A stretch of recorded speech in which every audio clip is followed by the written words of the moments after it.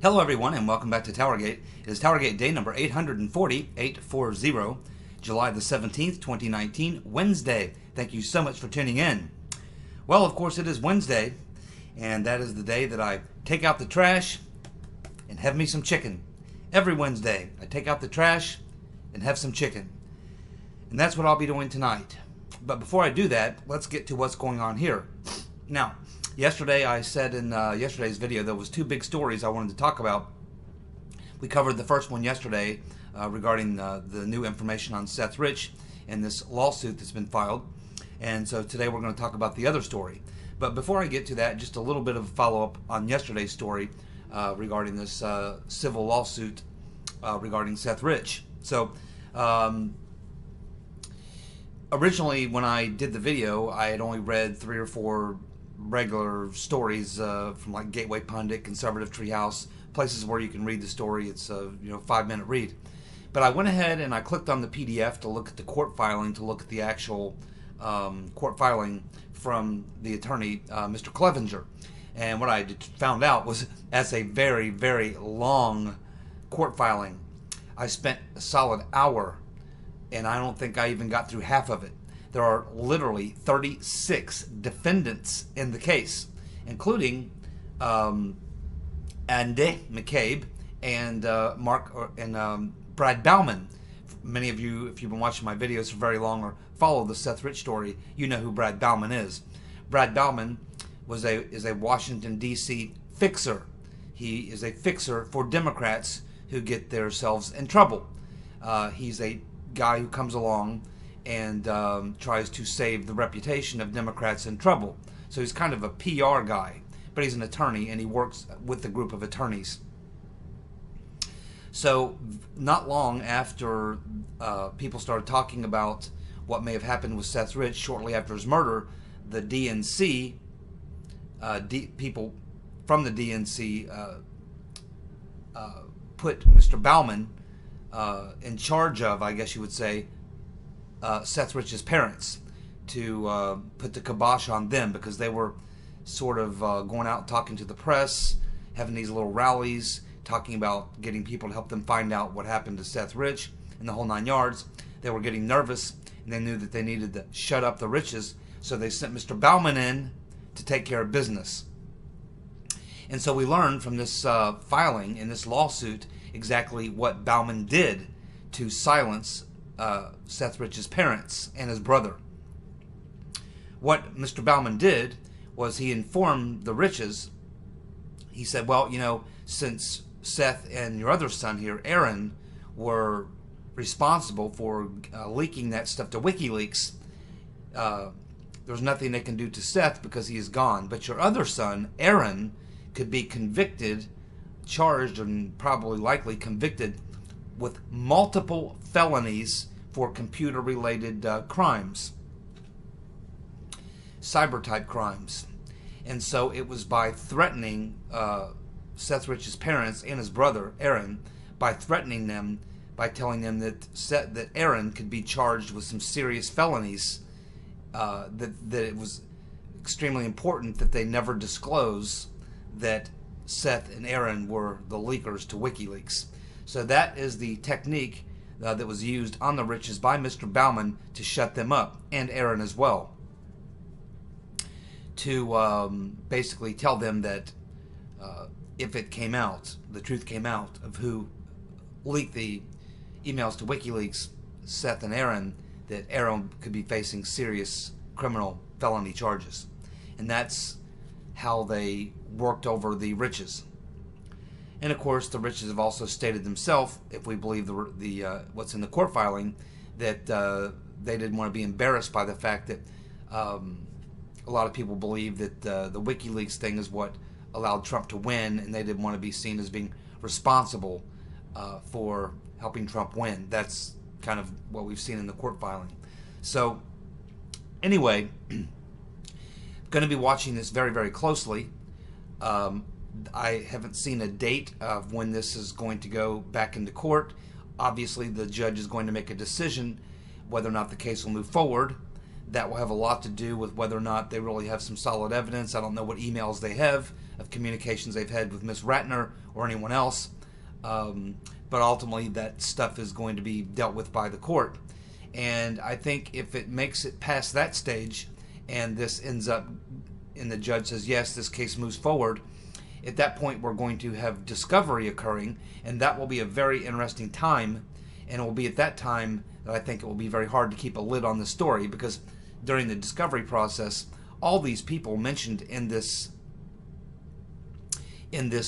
court filing, Bill Shine, the former co-president of Fox News, this producer at Fox News, Miss Ratner herself, Isikoff, anyone else who knew about this, Mr. Bauman, many of the people who are defendants, they're all going to be called to give their depositions in discovery, and they're all going to be asked by Mr. Clevenger whether or not they knew that Seth and Aaron were the guys who leaked the stuff to WikiLeaks.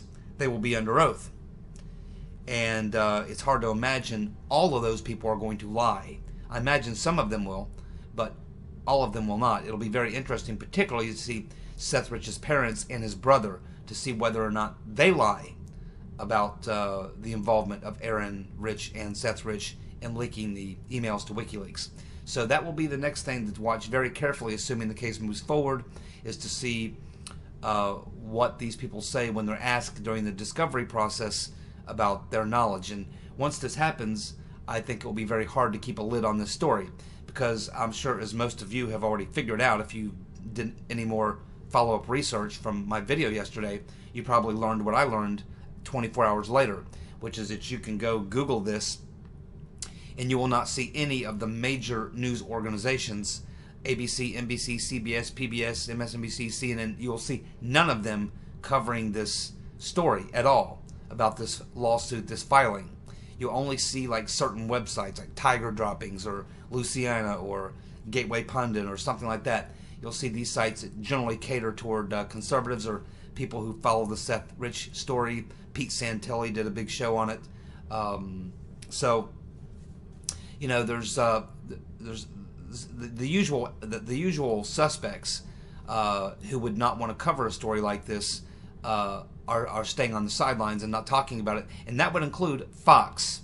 And this is particularly difficult for Fox because it could strike a devastating blow to their credibility with their own viewers.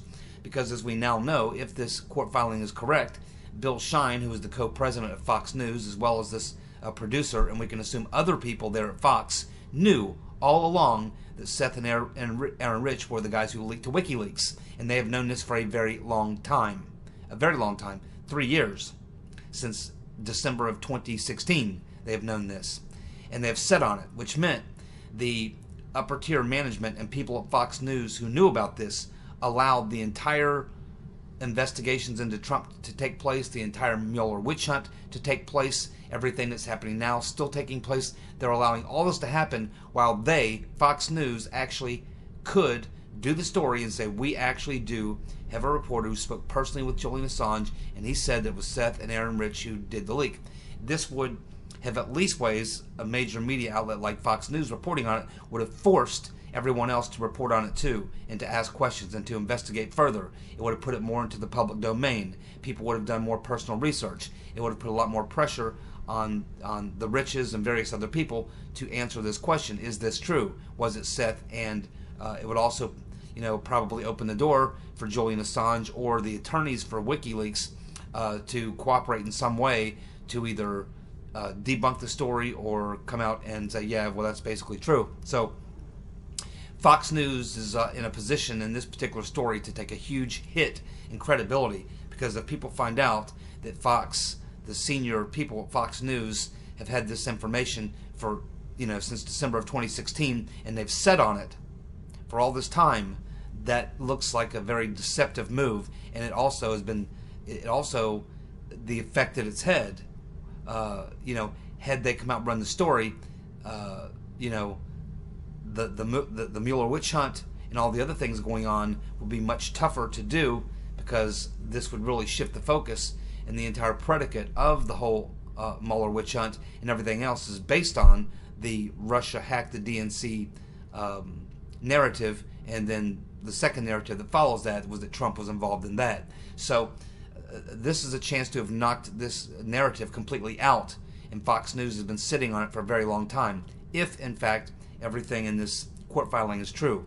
So there's a lot of people. This is a very dangerous story for a lot of people and for a lot of reasons, and that's why we are going to be following this story very closely. And I think that they can sit on this story and ignore this story for a certain period of time. My guess is right now they're trying to figure out a way to deal with it, but ultimately I'm not sure how long. This is a civil court case, so it's probably going to move along faster than your average criminal case, but I would expect that once we learn, I would expect it should be in the next couple of weeks, I would think, whether the case is going to move forward or not. At that point, it will be time to really dial in on this, because at that point, media sources will have to start commenting on this story, because at that point, the next thing that happens is the discovery process, where the witnesses are called in, or defendants in this case are called in, and they are going to have to answer the question: did they know, or do they know if it's true that Seth Rich and Aaron were the ones who leaked? And that would include the parents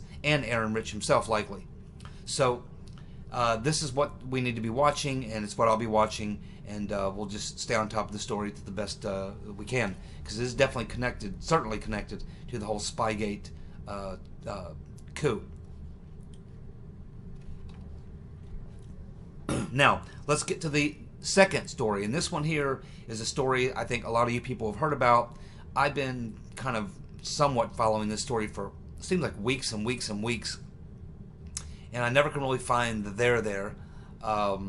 It's an interesting story, but there was never really enough that I wanted to jump into it, and I don't plan on following it really closely. I will follow it to some extent, but there have been some recent developments in the story that are making it probably worth talking about now.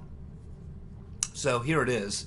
I'll try to give it to you. It's kind of a complicated story, but I'll give it to you as best I can, the short version of it. So this story is, of course, revolves around things that are going on right now in Italy.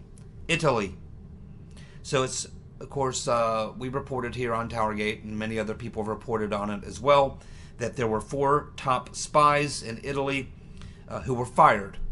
And this it's alleged that they were fired because of things relating to Spygate and the Trump coup.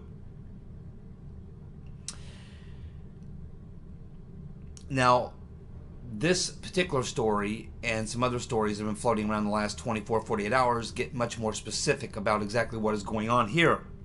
So it is now being alleged, at this point, more specifically, it's being alleged that the rotten Reverend Clinton, crooked Hillary, and Obama's deep state operators approached members of Italian intelligence to enlist their help in framing Trump by planting evidence on American servers to force Trump out of office. And the plan was to attack servers that belonged to an Italian national named Giulio Occhionero, Occhionero. Mr. Occhionero is an Italian national who owns 2 companies in the United States. The plan was to attack the servers in these 2 companies in the U.S. owned by this Italian national. And the name of these companies is Westland Securities. One is in Washington, D.C., and the other is in Virginia. So the plan was to have an Italian intelligence hack into the Occhionero's U.S.-based computer servers and plant classified emails from the Rotten Reverend's servers. And to plant those inside the Westlake servers, and then have the FBI raid the servers to discover the emails and then link the servers to Trump. Now, this claim is being made by Occhionero after he and his sister were arrested after being blamed for planting a Trojan horse on the computers of some very high-profile people, including the former Prime Minister of Italy, Matteo Renzi. Oceanaro believes that Obama had former Prime Minister Renzi. Oceanaro believes that Obama and former Prime Minister Renzi worked together on this plot, and the Italian press is reporting on this story now. This story it was in the Atlantico, and it says that Oceanaro and his sister were set up. The Atlantico story says that Oceanaro has complained to the prosecutor and has even written a letter to the U.S. Congress and the FBI. The Atlantico reports that there are contradictions and suspicious activities present in the case. Also, it's being reported is that the the Italian government is trying to cover up the real crime efforts. Is trying to cover up the real crime. So it's being reported that the Italian government is trying to cover up the real crime. Okay, period. Now, efforts to untangle the plot and get to the truth are being hampered because Italian deep state officials are hiding behind a state secrets argument saying that government officials cannot talk or produce documents because of their relationship with a foreign intelligence agency. That would be the CIA. And that it is a state secret. And so based on the fact that the information that is being sought falls under this category of it's a state secret, they're blocking the information. Sound familiar? Sounds like what Gina Haspel and Dan Coates are doing. Same exact thing. But here it's the Italian deep state that's doing the same thing, trying to cover up and conceal the evidence. So the 4 spies that were fired by the new Italian Prime Minister Conte, that occurred after a phone call with Trump. So there are expectations that Conte and his government will do something to hopefully stop this cover and concealment of the evidence and blow the whistle on the deep state operators there in Italy. And of course, whether or not that's going to happen, we'll just have to wait and see. I mean, we can see how difficult it is here in the U.S. I mean, we had Trump declassify basically everything. Then he said that he's putting A.G. Barr in charge of determining what he can see and what he can't see, what the public can see, what the public can't see. And even with all that, Haspel and Christopher No Shit Sherlock Ray and Dan Coates are still blocking Barr and Durham and not producing the documents that they want. Oceanaro and his sister are facing long jail sentences if convicted for what they say was a frame-up. So essentially, this Oceanaro and his sister, this Italian businessman who has these businesses in the U.S., is saying that there was a plot to frame him, to use him in order to plant these stolen Hillary Clinton emails on his servers and these companies in America. Then they were going to have the FBI come in and find them, which would incriminate him and Trump at the same time. So this sounds, I mean, it sounds like a deep state plot for sure. I get kind of thrown off of it here when they talk about Hillary Clinton's classified emails, because I'm not sure why the deep state would want to plant the classified emails that the Rotten Reverend Clinton had illegally into the equation. Why would you do that? That's the part that throws me off. Okay, if it was personal Hillary Clinton emails or emails on her private server or whatever, and maybe that's what they're referring to, but it's just the way that they word it here, that they were going to take classified emails from Hillary and plant them on a server. That sounds to me that's the part that kind of has me question this a little bit, but it's still an interesting story. It's worth talking about. It's actually being taken very seriously in Italy. It's a big issue in Italy right now, and a lot of people are following this. So I've been watching this story now for weeks and weeks and weeks, so I thought, based on the new developments, because now the charges are there, and we have heard from Oceanaros and what they're saying, I thought it was worth talking about. Some of you can look into that if you like, if it's interesting to you, and see what you might discover here. I'll continue to follow the story to some extent. It's hard to miss it. It's out there. It's been out there for a long time. I'm a lot more focused on the Seth Rich story and everything else than I am on this, but it's still an angle that we want to pay attention to, and particularly because we've had all these stories about how close Obama was with Matteo Renzi, and about this Obama attending his last big dinner after he left office, and all these dealings and the involvement of Italy in the coup plot. All these things make this story somewhat attractive, but it goes way out on the edge for me. And I'm not saying it's not true, that it couldn't be true. It certainly could be, but it's definitely it's pretty far out on the ledge. Let's put it that way. But it's worth talking about. So there you go. I've covered this story, and we'll just kind of see where this goes. Well, it appears that there is finally a recall petition started in California against Gavin Newsom, who's destroying what little was left of California. Now, if you remember, before the election, I was saying that if they elect Newsom, he will destroy California with his policies.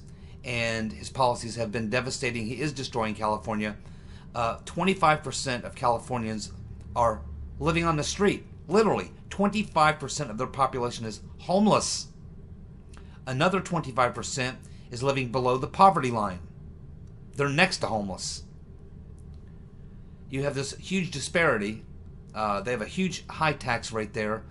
The open border policies, the sanctuary city policies, and now the most recent policy by Newsom to provide free health care to all illegals coming into the state has finally, I think, broken the back of most even moderate Democrats are at this point probably saying, okay, that's too much. This has crossed the line. So I think that maybe this will be the thing that could set things off. Now, of course, we've seen these recall in elections in California before. The last time we saw it, it was with Gray Davis. They recalled Gray Davis, and that's how they got Arnold Schwarzenegger. So that was a freak show. If all of you remember, if you're old enough to remember how that went down, they had like 100 candidates when it started, from porn stars to midgets to I mean, it was crazy. I mean, it was just rock stars. I mean, it was crazy, the people who were throwing their hat in the ring, and eventually Schwarzenegger ended up winning. There wasn't very many of them you would take seriously, but there was 2 or 3 probably serious candidates, but most of it was a freak show, which you would expect from California. But it looks like the recall petition for Gavin Newsom has now been implemented. I think they would need 1.3 million people from, and it's a certain, you have to have like 5 or 6 counties have a certain percentage from each county, or a certain number of votes from each county. And it's not hard to get. I mean, it's not hard to achieve. It's not a big number. It's like 10%, I think. I think you need 10% of the voters from 5 or 6 counties in California to sign the petition. That's it. 10% of 5 or 6 counties is all you need to get the petition. And I think with this latest move by Gavin Newsom to provide free medical benefits to illegals, along with the sanctuary cities, along with the open borders, along with all the other things that we see in California, I think that this could be the thing that ignites the fuse that leads to the downfall of Newsom. I don't know that California can be saved. I guess it could, but it would take a very long time to roll back. And I just feel like there have been so many illegals coming into California for so long that now the numbers just may not be there anymore. I have said in a previous video that I think that Republicans should really make an effort in 2020 to put some resources into California. We lost, of course we know how we lost those seats in California. They were rigged. We had those seats stolen in California. 6 or 7 seats were stolen in California. If you remember, after the midterms, 4 or 5 of those seats on election day were still being held by Republicans. A couple weeks later, after about 9 recounts and other votes coming in, they lost. We lost 5 or 6 seats in California in the House a week after the election. There's a lot of corruption, a lot of voter fraud, many illegals voting there. I don't know whether or not it's possible to save California. I'd like to try, and I do hope that the Republicans put some resources in there in 2020.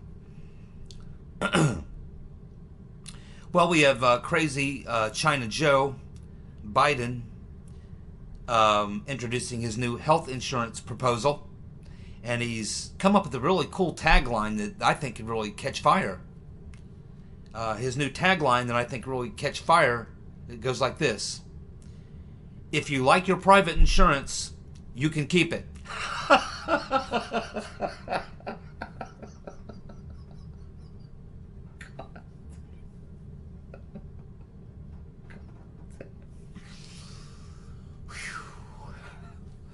Now, keep in mind, Biden has professional political people working for him.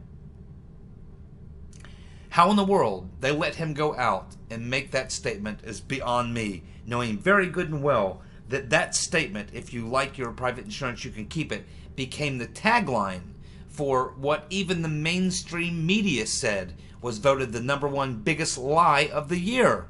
When Obama said, if you like your health care plan, you can keep it. And it turned out not to be true. It was the biggest lie of the year. And everybody, when you hear that phrase, if you like your health care plan, you can keep it, I mean, literally everybody, even Democrats, their eyes go, oh, their eyes roll. So how in the world do professional political people allow Biden to go out and say, yeah, I got my new health care plan, and guess what? It's a government system, but you can keep your own health care. That's right. If you like your health care plan, you can keep it. Oh, man. And, you know, I mean, I love Styx, Hexenhammer, and I love HA. And me and HA are pretty much on the same side. We believe that the Rotten Reverend will throw her hat into the ring. We're not 100% sure she'll win the nomination, but we're 100% pretty close to 100% sure she will throw her hat in the ring. Now, I'm saying that she'll throw her hat in the ring if Biden gets taken out or has to get out. And I still believe he will, and that's why I think that. Now, I think if Biden is able to hang around, then she probably wouldn't get in the race, because essentially they're one and the same. They're going for the same people. And if Biden stays in the race, there's really nowhere for Hillary to move into. She would move in to fill the void. Biden would leave. That's why I believed for the longest time Hillary will get in. Because once Biden gets out, and I believe he will get out, he'll be forced out because he simply won't be winning. So, if Biden goes out, there is literally no one else to carry the so-called centrist torch. Hillary is the only one, and she's been able to stand on the sidelines and stay in the public eye without actually taking any hard positions on the left. Biden is constantly being forced to take these positions. So he comes out with this centrist position right here, and this is not going to satisfy the far left. That's the problem. Biden cannot remain a centrist, in my opinion, and win the nomination. He cannot try to maintain his play in the center and get the nomination. The party is too far left. The activist wing of the party is too far left. You have to be all in for Medicare for all. You have to be all in for all these other things that Biden cannot do. If he does, he's no longer the centrist guy. He's just another one of the 20 batshit crazy commies. He understands this. He's got to try to hold his ground, and he's got to try to win in his position. Now, a skilled politician could probably make that happen, because there are still those centrist or moderates in the Democratic Party. But Biden is just not that guy, even with all this help. So I just don't think that Biden can go. I mean, if it was a short run, he could probably go. But I just don't think he can make it through 3 or 4 debates and through the onslaught he's going to take from the left and the positions he has to take to remain in the centrist position. And he could have health issues. I mean, he's obviously stumbling through his words. He looks incoherent sometimes. He gets lost in his thoughts in the middle of speaking. I mean, I don't know that he can make it. And if he does, he will be extremely weak candidate, and Trump will just slaughter him. And I just don't see the Democrats nominating a 75-year-old white guy who they've already deemed a racist. He's not on board with the far left policies of where the energy is in the party. I don't see how it works. I mean, I can't see how it gets there, and that's why I'm with HA. Although I do recognize Sticks makes some very good points. I'm not saying that Sticks isn't making some good arguments, but Sticks' argument is based on Biden staying in the race. I think if Biden stays in the race, then I would say Sticks is right. If Biden stays in the race, there's no place for Hillary to go. But I don't believe Biden's going to make it. And that's why I think the Right Reverend Clinton's sitting there waiting for Biden to collapse. Then they'll have to say, please, someone come in and save us. The centrists, or the so-called moderates, who are not even all that moderate, just compared to the commies, they look halfway sane. The Rotten Reverend will be all there is. There will be no one else who can step in on a moment's notice with organization, fundraising, money, connections, name recognition, and all the rest. She's the only one who can come in when Biden tanks. And so that's the question here that me, HA, and Sticks ultimately are facing is, can Biden make it? Will Biden last? And that's the question. It's not will Hillary jump in or not, really. That's not a question at all. It's will Biden make it? If Biden can somehow hang on, then I agree with Sticks that there's no place for Hillary to go. But if Biden cannot make it, and I just don't see how he's going to make it. And if he can't, I just see no one else who can walk in and fill the void. And that's just where I come from on this issue. But I love HAN, Sticks both, and we'll see what happens. Either way, I consider it a big win. I'll take Obama or the Right Reverend Clinton, and Trump will destroy both of them. And the only other person I think is even close to being a viable candidate is Elizabeth Warren. And that's really it. That's what you got. The Rotten Reverend, Biden, if he can last, and Warren. I mean, that's the only three I see that can even be taken seriously. And people keep saying Kamala Harris. I mean, I don't see it. I just don't see it. Plus, Willie Brown's very good friends with the Clintons. Very good friends with the Clintons. And I'm sure that Willie Brown can serve up some dirt for the Clintons if Kamala Harris got too close and started threatening what would be Clinton's territory. Willie Brown would most likely stab her in the back and give the Clintons what they need to take Kamala Harris out at the knees. So I think that that's already in the works. Well, let's see. Let's check in with some other candidates here. We have the skateboarder, Bobby O, who's now polling at 0.0% in New Hampshire, and his fundraising fell off the cliff in the second quarter. And of course, yesterday we had that crazy press conference by the four horsewomen of the apocalypse out there just lying their asses off. And it's going to come back to bite them because, and it's going to come back to bite the Democrats, especially the leadership, because Trump has forced them to go out and defend the comments. And some of the comments that they made in that crazy press conference they gave were that Trump made kids drink from toilets, that Trump was inflicting trauma on the kids in cages, that he is a racist, and that he colluded with Russia. Keep in mind, Omar has a popularity of about 9%, and AOC at about 22%. There's only a very, very small, tiny group of people who like these two, and most people don't know who the other two are. We now have a group of Democrats in House calling for AOC to fire her chief of staff, Chakrabarty, for his inflammatory comments about Nazi Pelosi and other Democrats. And in a final note, that comment made by John Podesta after the DNC emails were leaked or allegedly hacked, that comment he made where he said definitely he was for making an example of the suspected leaker whether or not we have any real basis for it. Remember that tweet by Podesta? He was all for making an example of the person who leaked the DNC emails. Thanks so much. I'll be back tomorrow with more TowerGate. See ya. Bye.